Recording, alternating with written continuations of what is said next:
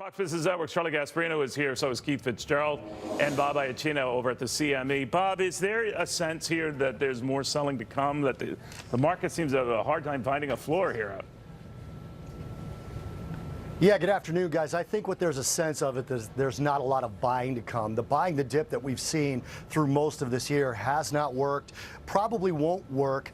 We've been at about 70 to 85% cash back and forth since about October 17th, but we have tried to put cash to work in these dips, and it hasn't paid. So we're going to be ready to do that again in 2019. I agree with the Treasury Secretary. Underlying fundamentals are good. There's just too many binary events that could actually cause the market to spike in the way that in the past binary events have caused it to collapse, like these news conferences, Chuck Schumer and then President Trump saying that they're not going to do this government funding.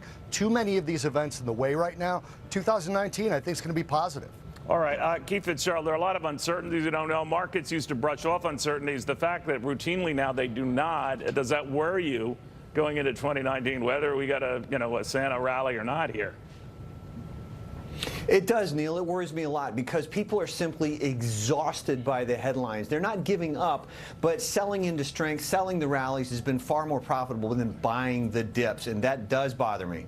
All right, so Charlie Gasparino, what are you hearing from a lot of your sources you talk to about the breadth and the nature of this rally? Peter Eliades, the famous bear, was telling me earlier today that the underpinnings don't look good to him. Whatever you say about fundamentals, the markets are falling apart and telling us something about the general environment. Listen, there's a lot of concerns about everything from corporate debt to a trade war to a trade war coinciding with interest rate increases. And if you remember, look what happened yesterday. He didn't say there would be no interest rate increases on the short end. He said 2.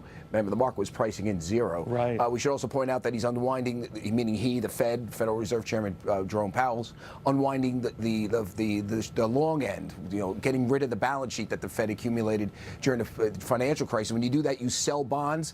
Bond prices go down, interest rates go up. That's why you see a lot of the flattening of the yield curve. But there's one thing I want to. This is somewhat positive, I want to say.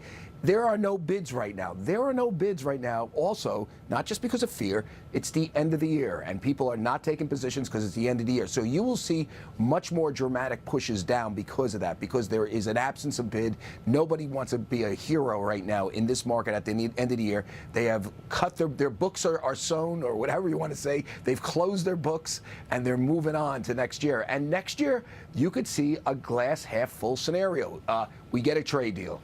The Fed doesn't move very fast on interest rates. The economy, the tax cuts, the big corporate tax cut does give us more bang for the buck in terms of GDP than what's being priced in. Conversely, I can't tell you what's going to happen, but every one of those things could go in the opposite negative direction. That's the fear. But right now, we're getting the big downsides, I think, because, and you can ask your trader panelists here, because there's no bid, but that's because it's the end of the year and no one's going to be a hero right now. Okay, guys, I want to thank you very much for getting some updates.